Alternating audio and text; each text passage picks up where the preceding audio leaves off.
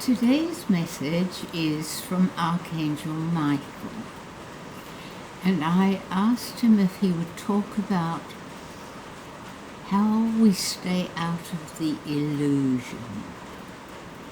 And I love the reply that follows. I don't think the rain is ever going to stop today, so hopefully you can still hear me.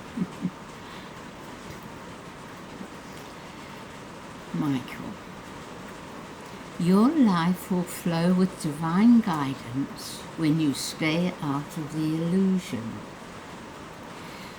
When you stay in your heart and love all, no matter what, your guidance will flow in perfect timing.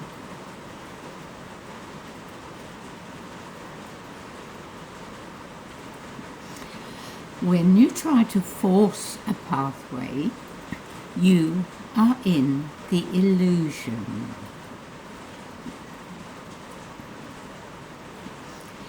It is important to avoid the negative news and focus not on political wrangling and any manipulation of your mind, for they are never from the divine. Getting involved in your mind is to be rooted in the dream that this life is who you are. For that is what the illusion is, a dream in which you think you inhabit. Let go and allow the divine to guide your life, and then there is no stress and no urge to force a pathway in the world.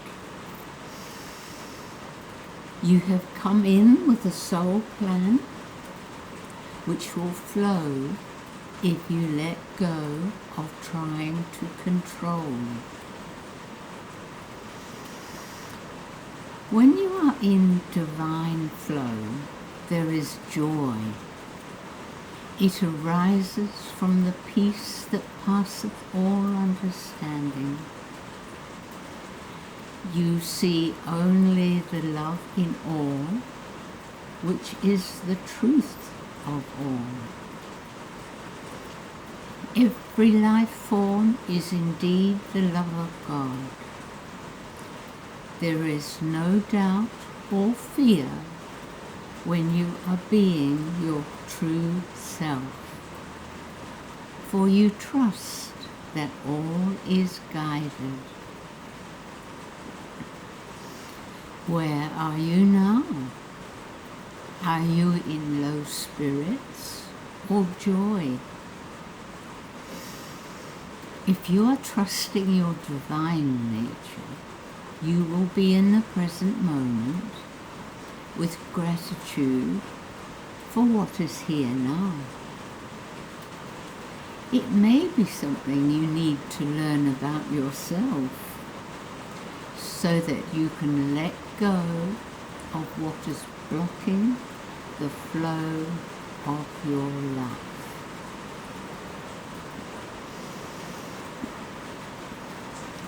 When peace, love, and joy reach a peak, there is illumination that bursts forth. It happens when you have let go of the dream, the illusion, and live every moment in love. When you are in the joy of your divinity, healing is spontaneous, for mind, body, and spirit are one, and the whole knows it is perfect as God created. Then sickness cannot be. You were not designed to suffer. God cannot create imperfection, and so it is not, unless you believe the dream is real.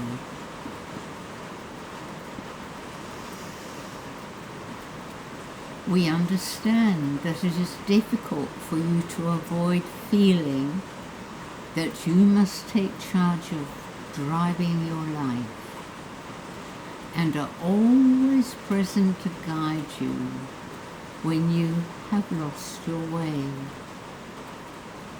Remind yourself to let go of false visions and allow the divine its designated role of guiding your whole life. Then feel the joy of the truth and radiate it to all, that others may also be raised towards divine illumination. I am Michael, in love with you all. Bless you, beloved ones.